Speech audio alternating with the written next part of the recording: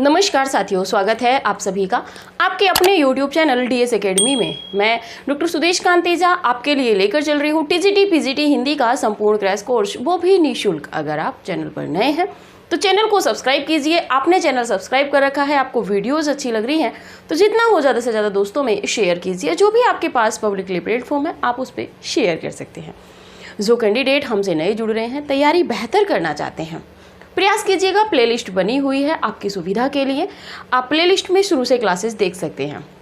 इसी के साथ यदि आप हमारे व्हाट्सएप ग्रुप से ज्वाइन होना चाहते हैं तो व्हाट्सएप ग्रुप से ज्वाइन हो सकते हैं। उद्देश्य मात्र इतना है, आप जो भी कवि या रचनाकार पढ़ेंगे उसके संबंध में आलोचकों ने क्या कहा है, या उनकी जो महत्वपूर्ण काव्य या गद्य की जो पंक्तियाँ होती हैं वो हम आपको हैंड रिटन नोट्स के माध्यम से PDF प्रोवाइड कराते हैं व्हाट्सएप ग्रुप में। या आपकी क्लास का नोटिफिकेशन कि क्लास अपलोड हो गई है कि नहीं हुई है, ये सब आपको व्हाट्सएप ग्रुप में मिल जाता है। कुछ अन्य जानकारियाँ भी मिल जाती हैं, जैसे कोई किताब होती है उसका बहुत ज़्यादा कोई चर्चित कथन होता है तो वो हम प्रेषित करते रहते हैं। तो ये उद्देश्य मात्र व्हाट्सएप ग्रुप का है, इससे ज़्यादा आप व्हाट्सएप ग्रुप से उम्मीद ना कीजिएगा। कभी आप सोचें कि हो सकता है कि मैम वहाँ पे PDF या इसकी भी PDF बनवा के जो पढ़ाती हैं उसकी PDF प्रोवाइड कराएं, तो ऐसा नहीं है, क्योंकि हम एक कंटेंट आपको पूरा दे रहे हैं, एक पूरा पाठ्यक्रम आपको इतना विस्तृत दे रहे हैं कि अभी तक आपको नहीं मिल रहा होगा। इससे पहली क्लासेज आपने देखी हैं, नागरी लिपि कैसे कैसे आई, अदालत की भाषा हिंदी कैसे बनी, मतलब इतना विस्तृत हमने आपको दिया है आधुनिक काल में। और आधुनिक काल क्या कहें, शुरू से ही जब से हमने पढ़ाना शुरू किया है हिंदी साहित्य के इतिहास से, प्रारंभ की क्लास से, और अभी तक हमने इतना विस्तृत दिया है कि अभी तक आपको नहीं मिला होगा। बस आप अपना फीडबैक हमें थोड़ा देते रहिए, अपना प्यार और स्नेह DS एकेडमी परिवार के लिए बनाते रहिए।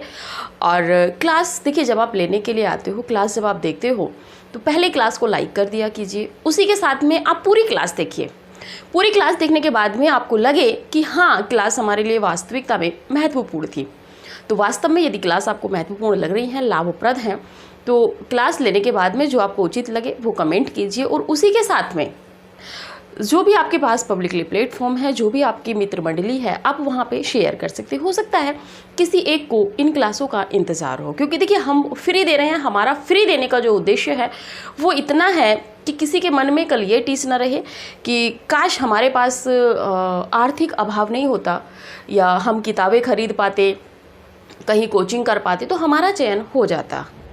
इसीलिए ये सब इन सब बातों को ध्यान में रख के हम आपके लिए पूरा कोर्स फ्री लाए हैं, किसी एक या दो के लिए नहीं है, ये सभी के लिए निःशुल्क है, ठीक है। और एक बात करते हैं, एक कमेंट आया था कि इंसा अल्लाह खां की जो कहानी है, रानी केतकी की कथा या रानी केतकी की कहानी, या कहें उदय भानचरित, कमेंट अच्छा था। उन्होंने पूछा था उसमें कि इसकी उर्दू लिपि है तो फिर ये हिंदी खड़ी बोली में कैसे हुई। देखिए, अभी तक जो साक्ष्य मिले हैं, एक शोध के अनुसार उसकी लिपि, रानी केतकी की कहानी की जो लिपि है, इंसा अल्लाह खां की कहानी की, वो उर्दू लिपि है। एक शोध ग्रंथ में हमने पढ़ा था, मेरठ विश्वविद्यालय के शोध ग्रंथ में, इसीलिए हमने आपको वहाँ से दिया था।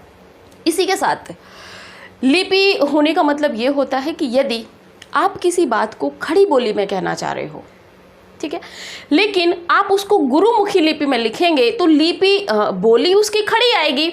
जो आपने शब्दावली प्रयोग की है वो आपने खड़ी बोली के अकॉर्डिंग की है, लेकिन जो लिपि है, जो लिखित रूप है, अब जैसे हम सपोज मानिए हम यहाँ पे ठाकुर जगमोहन सिंह को पढ़ रहे हैं, पढ़ हम इनको खड़ी बोली में रहे हैं, लेकिन यदि हम यहाँ पे दूसरी लिपि का प्रयोग करते हैं, उर्दू लिपि का प्रयोग करते हैं और शब्दावली यही रखते हैं, तो ये खड़ी बोली में रहेंगे, लेकिन इनकी जो लिपि रहेगी, इनको पढ़ाने की जो हमारी लिपि रहेगी वो उर्दू रहेगी, मतलब दूसरी लिपि रहेगी, जो भी रहेगी, चाहे वो गुरुमुखी हो, चाहे मराठी हो, कोई सी भी लिपि रही हो। तो इंसा अल्लाह खां की जो रानी केतकी की कहानी है, वो उस कहानी की जो लिपि थी वो उर्दू थी।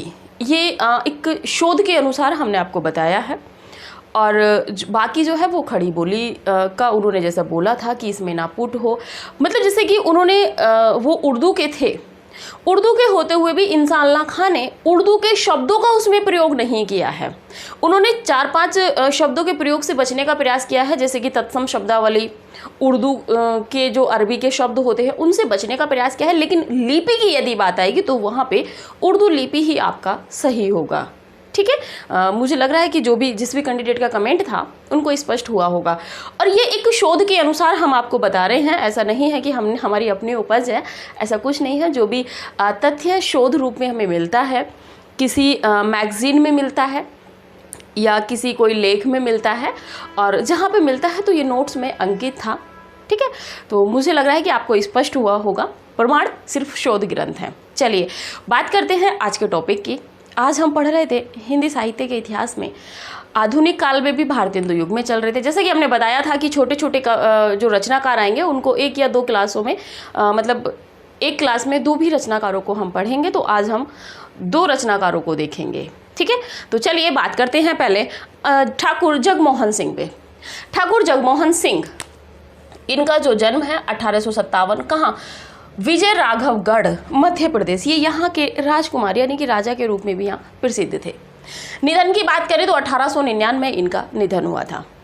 आचार्य रामचंद्र शुक्ल ने इन्हें एक प्रेम पथिक कवि कहा है। आचार्य रामचंद्र शुक्ल ने किस कवि को एक प्रेम पथिक कवि कहा है, या हिंदी के किस कवि को एक प्रेम पथिक कवि कहा जाता है या प्रेम पथिक का कवि कहा जाता है? तो ये है आपके ठाकुर जगमोहन सिंह।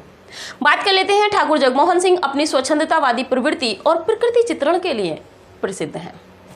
स्वच्छंदतावादी और प्रकृति चित्रण, देखिए यहाँ से प्रकृति चित्रण काफ़ी मिलने लगा है आपको। ठीक है, रचनाओं में बात कर लें तो प्रेम संपत्ति लता, प्रेम संपत्ति लता महत्वपूर्ण है, 1885 ईस्वी की। किनकी है? ठाकुर जगमोहन सिंह की। बात करें श्यामलता, ये भी 1885 की है। श्यामा सरोजिनी, ये भी 1886 की है। देवयानी, ये भी 1886 की है। 4 ही रचनाएं हैं, चारों महत्वपूर्ण हैं, आपको पढ़े रखनी है। ठीक है, और इनके विषय में बहुत ज़्यादा जो इनकी विशेषताएं हैं रचनाओं की, वहाँ से प्रश्न नहीं बनता है, सीधे सीधे रचना से प्रश्न बनेगा। बात कर लेते हैं इन्होंने यानी कि ठाकुर जगमोहन सिंह ने ऋतु संहार व मेघदूत, ऋतु संहार मेघदूत किसकी रचनाएं हैं? संस्कृत की रचनाएं हैं। किसकी हैं? कमेंट आप कीजिएगा, हम नहीं बताएंगे, अगली क्लास में बता देंगे। बात कर लेते हैं ऋतु संहार का ब्रज भाषा में अनुवाद किया। देखिए यहाँ से प्रश्न ये बने ना बने कि ऋतु संहार और मेघदूत का अनुवाद किसने किया। ठीक है, लेकिन यहाँ पे प्रश्न ये बनेगा कि इनकी रचनाओं का बता ही दे, जो कालिदास की रचनाएं हैं या बाकी जो संस्कृत के और कवियों की रचनाएं हैं, उनकी रचनाओं से भाषा के संबंध में प्रश्न बनेगा। या जैसे जो इंग्लिश की रचनाएं हैं, इंग्लिश के जो रचनाकार हैं उनकी जो रचनाएं हैं, मर्चेंट ऑफ वेनिस है, इस तरह की जो रचनाएं हैं, उनका आपको ये देखना होगा कि किस भाषा में अनुवाद हुआ है। कुछ ने खड़ी बोली में भी किया है, कुछ ने काव्य में ब्रज भाषा में किया है। तो यहाँ पे अधिकांशतः जो प्रश्न बनने की संभावना है वो भाषा से संबंधित है। तो यहाँ पे भी प्रश्न बनेगा ऋतु संहार और मेघदूत का ब्रज भाषा में अनुवाद किस कवि ने किया है या किस रचनाकार ने किया है? तो वो है आपके ठाकुर जगमोहन सिंह। स्पष्ट हुआ होगा। यहाँ से आगे बात कर लेते हैं उपन्यास की। एक उपन्यास है, वो भी महत्वपूर्ण है, प्रश्न टीजीटी पीजीटी में अनेक बार बना है। बात कर लेते हैं श्यामा स्वप्न। समय है 1888 ईस्वी। यह एक स्वप्न कथा है। नायिका का नाम देखें तो श्यामा है, एक ब्राह्मण कुमारी है। नायक की बात करें तो श्याम सुंदर और ये एक क्षत्रिय हैं। ठीक है, बात यह है कि श्यामा स्वप्न, ये जो उपन्यास है इसमें नायक का रहता है कि नायक 4 पहरों में 4 स्वप्न देखता है। जैसे कि दिन के 4 पहर होते हैं, सुबह, दोपहर, शाम और रात। ठीक है, तो इस तरह के जो 4 पहर होते हैं उसमें ये एक स्वप्न में कथा देखता है, स्वप्न देखता है, और स्वप्न में जैसे जैसे घटनाएं घटती हैं उनका इसमें लेखक ने वर्णन किया है। ठीक है, तो नायक है इसमें श्याम सुंदर, और श्याम सुंदर ये क्षत्रिय कुमार है, और यही 4 पहरों में 4 स्वप्न देखता है। ठीक है, 4 पहरों में जो स्वप्न देखता है उसकी कथा को अपने अनुसार वर्णित करता है। ये जानता है कि कैसे मुझे नायिका मिलती है, और बाकी की जैसे और उपन्यास, नाटक, कहानियों में कथाएं चलती हैं, वैसी इसमें भी चली है। थोड़ी थोड़ी सी कहानी की यदि बात करें इसकी कथा की, तो वो कथा चली है आपके, जैसे कि आपने देखा होगा सूफी काव्य में कथा होगा। तो ये एक काल्पनिक भी नहीं कहेंगे इसको, स्वप्न में कथा है। नायक यहाँ पे स्वप्न देखता है। ठीक है, तो ये थे आपके ठाकुर जगमोहन सिंह। ये इन्हें जैसे मध्य प्रदेश के रहने वाले थे, तो इनके विषय में माना जाता है कि ये हिंदी और अंग्रेजी की शिक्षा ग्रहण करने के लिए काशी गए थे। इतना ज़्यादा महत्वपूर्ण है नहीं, आप स्क्रीनशॉट लीजिए। फिर अगले लेखक देखते हैं।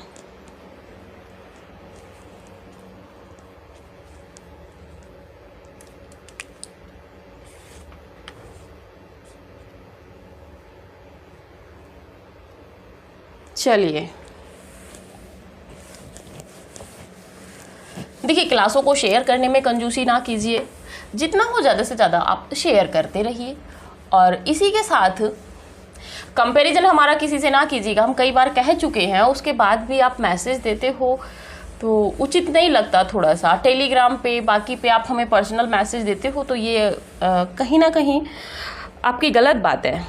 ठीक है, चलिए बात कर लेते हैं अगले रचनाकार, अंबिका दत्त व्यास। अंबिका दत्त व्यास, जन्म 1858 ईस्वी, कहाँ? काशी। निधन की बात करें, देखिए इनसे जितना महत्वपूर्ण है उतना ही हम आपको दे रहे हैं। निधन है इनका 1900 ईस्वी। बात कर लेते हैं, इन्होंने एक पत्र का प्रकाशन किया था। इन्होंने पीयूष प्रभा का संपादन, पीयूष प्रभा पत्र का संपादन कब किया था? तो 1886 ईस्वी में का संपादन 1886 ईस्वी में किया था। ठीक है, आगे बात कर लेते हैं। एक इन्होंने वैष्णव पत्रिका भी निकाली थी।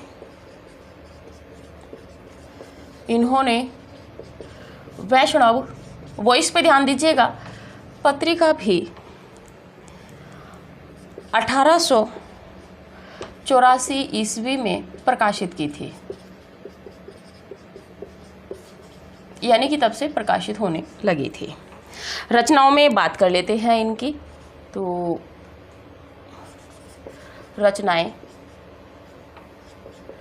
रचनाओं में बात कीजिएगा तो पहली रचना है इनकी पावस पचासा। पावस पचासा की यदि बात करेंगे तो 1886 की रचना है। दूसरे नंबर पे बात करेंगे सुकवि सतसई। सुकवि सतसई महत्वपूर्ण है, इस समय की सतसई लिखी हुई है 1887 की। तीसरे नंबर पे बात करेंगे तो होरी 1891 ईस्वी इसका समय मिलता है। बिहारी विहार पढ़ चुके हैं, पुनः पढ़िएगा। बिहारी विहार, ठीक है, 1898 ईस्वी। 1800 इसका 89 होगा, समय छोड़ दीजिए इसका। 1800 बिहारी विहार। इसी के बाद में इनकी कुछ कविताएं हैं, उनको नोट कर लीजिए।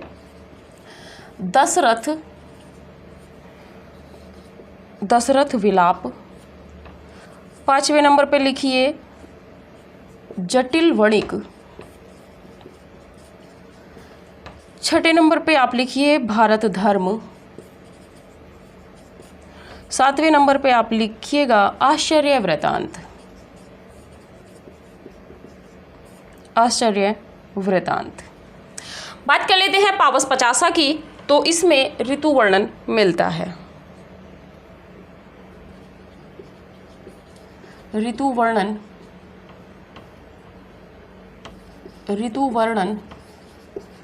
मिलता है। सुकवि सतसई और ये जो आपकी होरी तक हैं, ये जो रचनाएं हैं इनकी, ये ब्रज भाषा में हैं। ठीक है।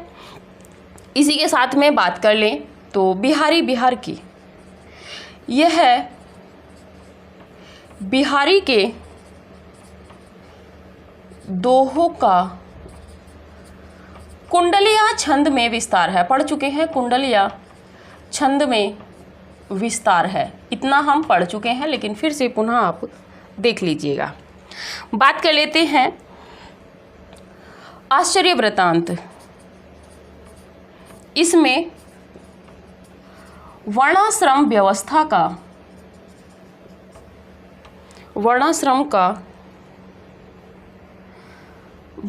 इसमें वर्णाश्रम व्यवस्था का दृढ़ता से समर्थन किया गया है। दृढ़ता से समर्थन किया गया है आपका, ठीक है। एक इनकी रचना मिलती है कंशुबद्ध। लिखिए, खड़ी बोली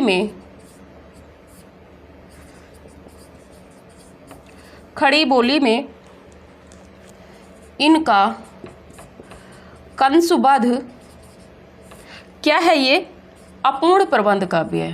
कंशुबद्ध प्रबंध काव्य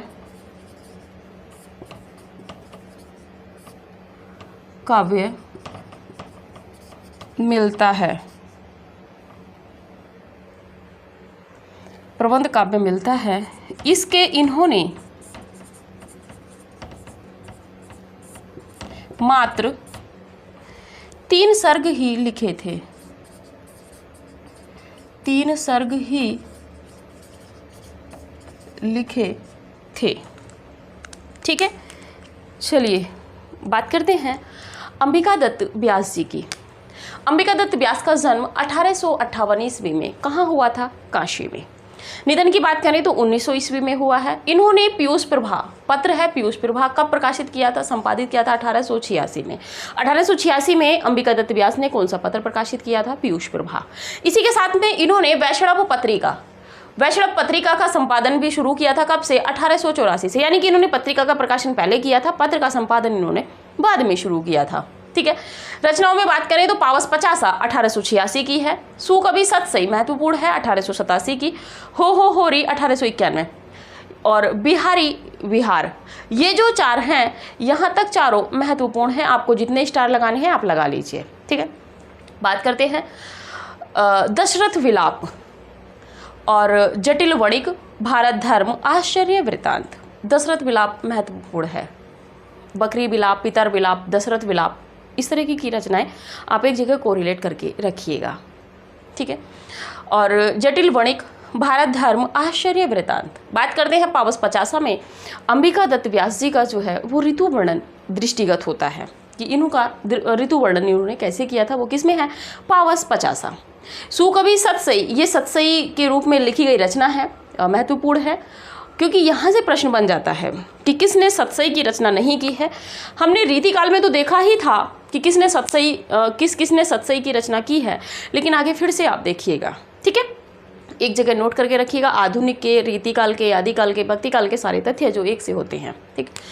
बात कर लेते हैं होरी, ये भी 1891 की है, महत्वपूर्ण है। बिहारी बिहार इसलिए महत्वपूर्ण है क्योंकि ये बिहारी के दोहों का कुंडलिया छंद में इन्होंने विस्तार किया है, ठीक है। दशरथ विलाप महत्वपूर्ण है। जटिल वणिक, भारत धर्म आप पढ़ सकते हैं। इसी के साथ में ये जो है दशरथ विलाप, ये थोड़ी सी महत्वपूर्ण हो जाती है आपकी, क्योंकि ये फारसी छंद में लिखी गई खड़ी बोली की रचना है। इसी के साथ में आश्चर्य वृत्तांत थोड़ी सी इसलिए महत्वपूर्ण है क्योंकि इसमें वर्णाश्रम व्यवस्था का इन्होंने दृढ़ता से समर्थन किया है। यहाँ से भी प्रश्न बन सकता है कि अंबिका दत्त व्यास ने अपनी किस रचना में वर्णाश्रम व्यवस्था का या वर्णाश्रम का दृढ़ता से समर्थन किया है, या सीधा सीधा होगा समर्थन किया है, तो वो है आपका आश्चर्य वृत्तांत, ठीक है। कहते हैं ना कि अगर कोई नवीन कार्य करते हैं तो उसमें आश्चर्य होता है कि अरे इसने काम कैसे कर लिया। जैसे कि आप सपोज मानिए, आप आराम से शांति से पढ़िएगा, आप शांति से जब पढ़ रहे हैं, आप धीरे धीरे पढ़ते रहिए, सने सने जब परीक्षा आएगी आपको यहाँ से मैटर पूरा मिलेगा। परीक्षा आपकी यहाँ से जब क्रैक होगी, उसके बाद में आपके जो दोस्त हैं, आपके जो अड़ोसी पड़ोसी हैं, वो कहेंगे अरे इसने पेपर पास कर लिया, ये चीज़ें आती हैं तो वही एक आश्चर्य यहाँ पे हो रहा है। तो आप याद रखिएगा कि जब भी आप कुछ नया करते हैं तो यहाँ पे इन्होंने समर्थन किया है वर्ण व्यवस्था का। तो यही इसी रचना का नाम है आश्चर्य वृत्तांत। बात कर लेते हैं खड़ी बोली में इनका एक प्रबंध काव्य मिलता है कंसवध, और ये कंसवध अपूर्ण है और ये क्या है, प्रबंध काव्य। देखिए यहाँ से प्रश्न कैसे बनेगा, निम्नलिखित में से प्रबंधात्मक रचना नहीं है, यहाँ से भी प्रश्न बन सकता है। तो कौन सी है, कंसवध है। आप सोचेंगे कि अपूर्ण है, हो सकता है प्रबंध काव्य ना हो, तो ये प्रबंध काव्य है, अपूर्ण है। और इसमें लेखक ने, जो आपके रचनाकार हैं अंबिका दत्त व्यास, इन्होंने इसके मात्र 3 ही सर्ग लिखे थे। ठीक है, तो ये आप इसका स्क्रीनशॉट लीजिए। आगे इनकी जो और रचनाएं हैं उनको देखते हैं।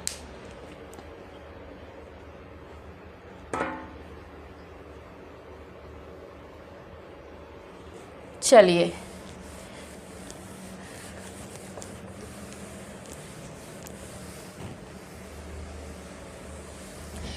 क्लासों को शेयर करते रहिए। बाकी देखिए हमसे जितना हो रहा है उतना विस्तृत हम आपको दे रहे हैं।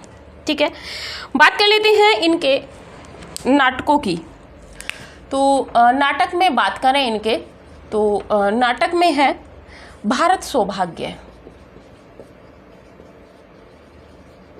भारत सौभाग्य की यदि बात करें तो 1887 ईस्वी है। दूसरे नंबर पे बात करें तो गौ संकट है। फिर तीसरे नंबर पे बात करें तो ललिता है, बहुत ज़्यादा महत्वपूर्ण नहीं है, 1884 का है। लेकिन देखिए कब कौन सी रचना महत्वपूर्ण हो जाती है, क्योंकि जब प्रश्न बन जाए तभी वो महत्वपूर्ण हो जाती है। देसी घी और चर्बी में व्यवसाय, देसी घी और चर्बी में व्यवसाय, ये इनके नाटक हैं। आलोचना में इनकी 2 आलोचना जो मिलती है, बहुत प्रसिद्ध नहीं है लेकिन आप लिख लीजिएगा। अवतार मीमांसा,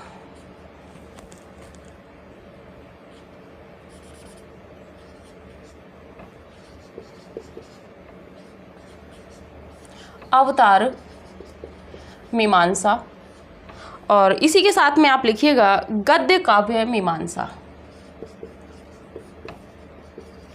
गद्य काव्य मीमांसा। इसका समय 1893 ईस्वी है। ठीक है, आगे बात कर लेते हैं थोड़ी सी। भारतेंदु द्वारा स्थापित, भारतेंदु द्वारा स्थापित कविता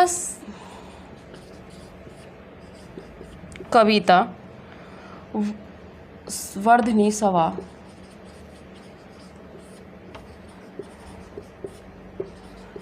में पूरी अमी की कटोरिया सी,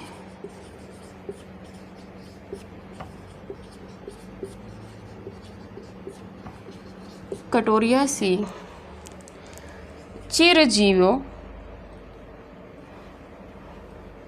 चिरजीवी रहे विक्टोरिया रानी,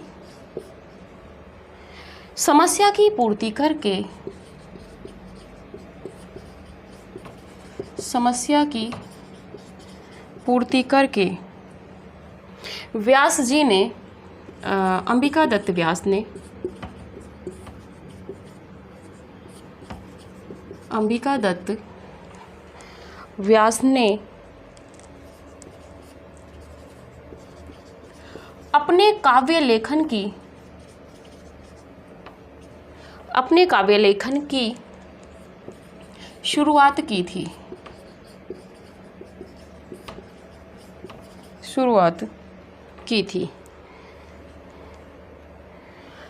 इसी कारण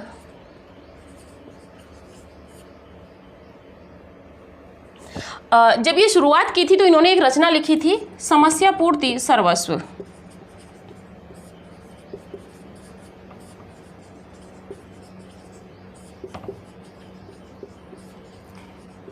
ठीक है, आगे बात कर लेते हैं।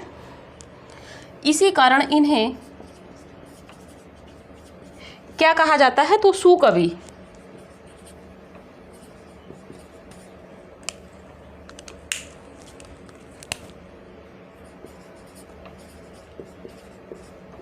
सुकवि कहा जाता है या कहा मतलब उपाधि मिली थी। और आशु कवि, घटिका शतक, शतावधान, ये इनकी कुछ उपाधियां हैं, इतनी ज़्यादा महत्वपूर्ण नहीं हैं। ठीक है, तो आशु कवि आप नील लिख सकते हो, सुकवि के साथ में आशु कवि भी इनकी उपाधि थी। और क्या कहते हैं, शतावधान, ये भी इनकी उपाधि थी। बहुत ज़्यादा यहाँ से प्रश्न बनने की संभावनाएं कम है, लेकिन फिर भी ध्यान रखिएगा। अंबिका दत्त व्यास के ही नाटकों में हम बात कर रहे थे। भारत सौभाग्य इनका नाटक है। बहुत ज़्यादा विशेषताओं में प्रश्न यहाँ से नहीं बनेगा, सीधे सीधे रचनाओं से ही प्रश्न बनेगा। आपको बस इतना ध्यान रखना है कि किस रचनाकार की कौन सा नाटक है, कौन सा उपन्यास है, कौन सा काव्य है। ठीक है, क्योंकि यहाँ से प्रश्न बन जाता है कि निम्नलिखित में से इनका नाटक कौन सा है, या नाटक नहीं है, काव्य नहीं है, यहाँ से प्रश्न बन जाता है। बात करें भारत सौभाग्य की तो 1887 ईस्वी इसका समय है। अंबिका दत्त व्यास के नाटक का गो संकट, ये थोड़ा सा महत्वपूर्ण है, दोनों ऊपर के प्रश्न बन चुका है। ललिता 1884 का है।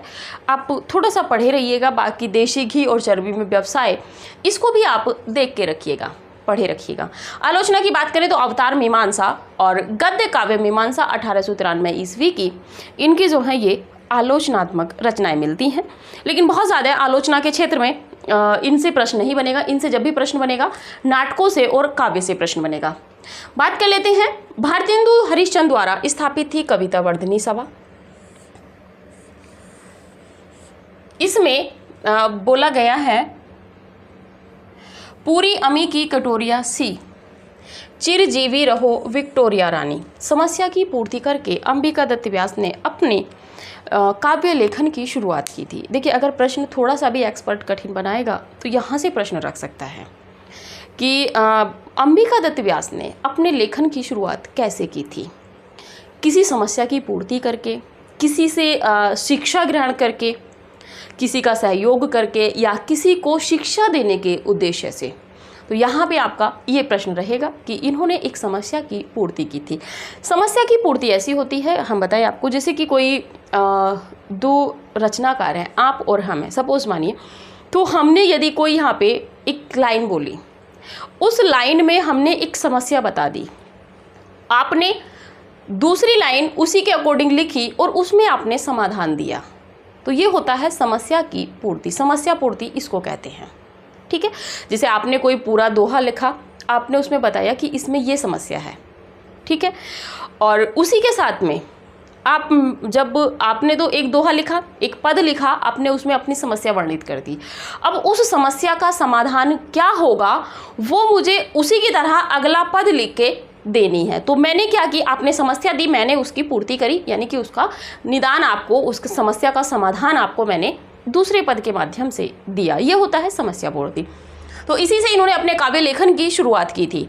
इसमें यदि रचना की बात करें तो समस्या पूर्ति सर्वस्व, ये अंबिका दत्त व्यास जी की रचना है। और इसी के कारण इन्हें सुकवि की उपाधि माना जाता है कि भारतेंदु जी ने ही इनको सुकवि की उपाधि दी थी। आशु कवि, शतावधान और घटिका शतक, ये इनकी अंबिका दत्त व्यास जी की उपाधि हैं। आप एक बार स्क्रीनशॉट लीजिए।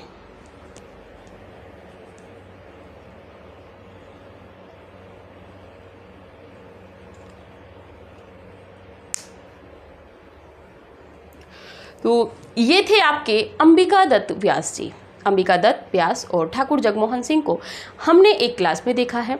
इससे आगे की जो क्लास होगी हमें लग रहा है वो भारतेंदु युग की अंतिम क्लास होगी, क्योंकि इसी के साथ में हम चाहते तो जो बालकृष्ण भट्ट हैं, बाकी के जो लेखक हैं, उनको भी हम पढ़ सकते थे, लेकिन यहाँ पे उनको पढ़ेंगे तो बहुत विस्तृत में फिर चीज़ें छूट जाएंगी।